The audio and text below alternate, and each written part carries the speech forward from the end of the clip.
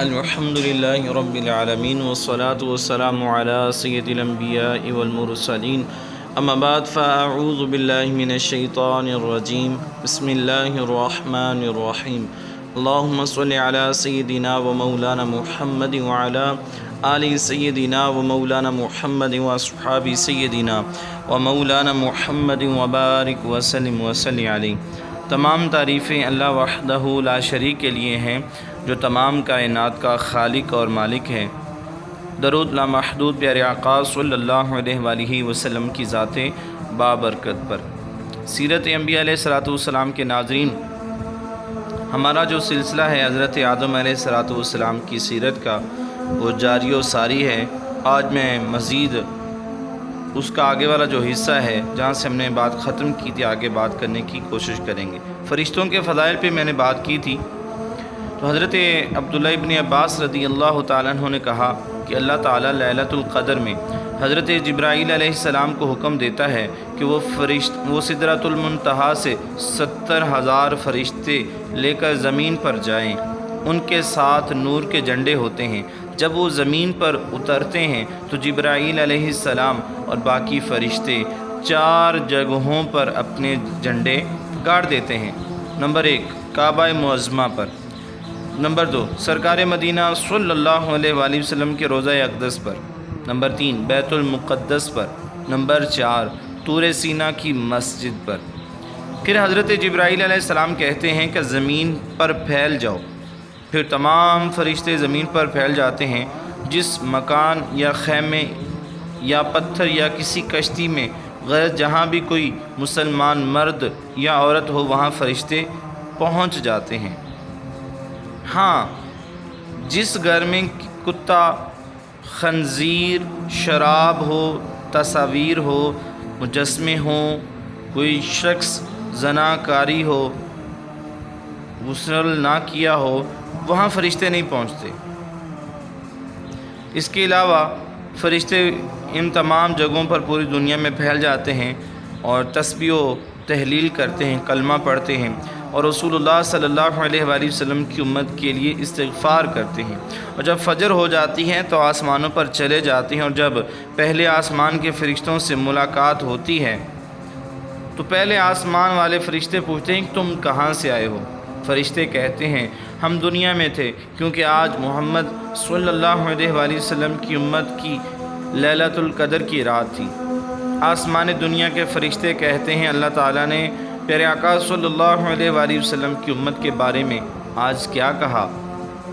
تو یہ فرشتے ان کو جواب دیتے ہیں کہ اللہ تعالیٰ نے ان میں سے نیک لوگوں کو بخش دیا، اور جو بدکار تھے، گناہ کرنے والے تھے، انہوں نے توبہ کی تو اللہ نے ان کی توبہ کو قبول کر لیا۔ پھر آسمان دنیا کے فرشتے تسبیح و تحلیل کرتے ہیں، اور پھر اللہ تعالیٰ نے جو امت محمدیہ صلی اللہ علیہ وآلہ وسلم کی مغفرت فرمائی، وہ فرشتے پہلے آسمان والے جو ہیں وہ اللہ تعالیٰ کا شکریہ ادا کرتے ہیں کہ مولا تو نے مسلمانوں کی مغفرت فرما دی۔ اس کے بعد فرشتے دوسرے آسمان پر جاتے ہیں اور وہاں اسی طرح کی گفتگو ہوتی ہے۔ 7ویں آسمان کے بعد سدرۃ المنتہا، جنت المأویٰ، جنت نعیم اور جنت عدن، اور پھر جنت الفردوس سے ہوتے ہوئے وہ فرشتے عرش الہی پر پہنچ جاتے ہیں۔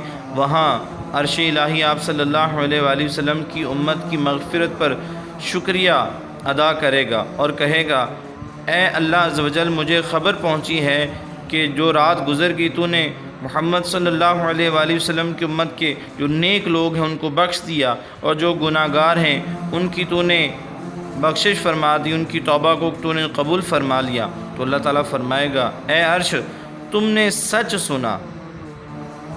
پیارے آقا صلی اللہ علیہ وآلہ وسلم کی امت کے لیے میرے پاس بڑی عزت اور کرامت ہے، اور ایسی نعمتیں ہیں جن کو نہ کسی آنکھ نے دیکھا، نہ کسی کان نے سنا، اور نہ کسی دل میں ان نعمتوں کا کبھی خیال آیا۔ اور ایک روایت میں یہ بھی ملتا ہے کہ اس رات جبرائیل علیہ الصلوۃ والسلام جو نیک لوگ ہیں، عبادت گزار ہیں، ان سے مصافحہ کرتے ہیں، اور جب وہ مسلمانوں سے مصافحہ کرتے ہیں، ایمان والوں سے، مومنین سے، تو اس وقت اس مومن کے رونگٹے کھڑے ہو جاتے ہیں، اس کا دل نرم ہو جاتا ہے اور اس کی آنکھوں سے آنسو بہنے لگتے ہیں۔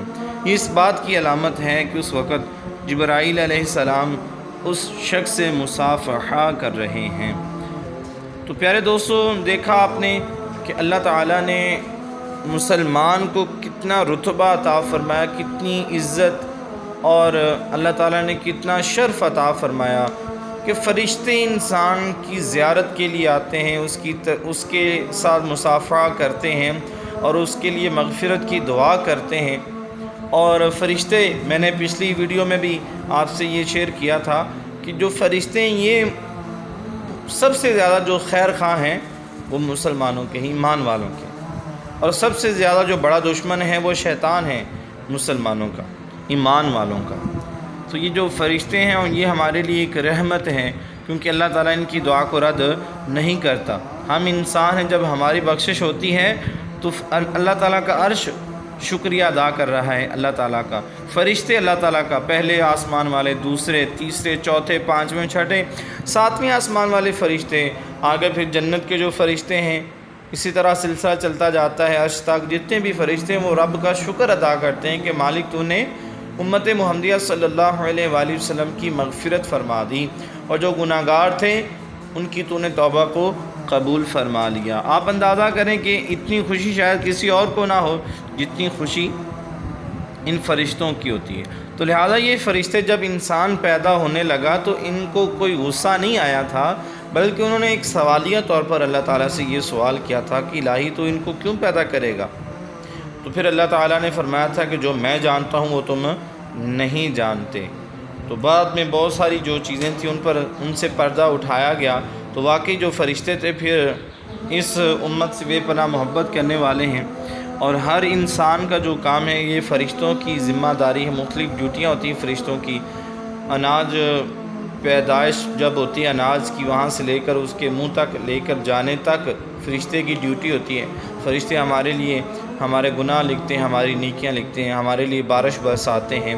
فرشتے ہمارے لیے بہت سارے معاملات کرتے ہیں، ماں کے پیٹ میں صورت بنانا، ان کا رزق لکھنا، اور بھی بہت ساری ڈیوٹیاں ہوتی ہیں۔ فرشتے جو ہوتے ہیں جب انسان مر جاتا ہے تو اس کی قبر پر آتے ہیں، تو پھر وہاں پر تسبیح و تحلیل بھی کرتے ہیں۔ ایک مسلمان ایمان والے مسلمان کی قبر پر، مردے کی قبر پر اسی طرح کا معاملہ کرتے ہیں۔ تو فرشتے جو ہیں یہ بہت نیک مخلوق ہے، اور انسان کے حق میں تو یہ بہت ہی فائدہ مند ہے، انسان کی حفاظت کرتے ہیں شریر جنات سے۔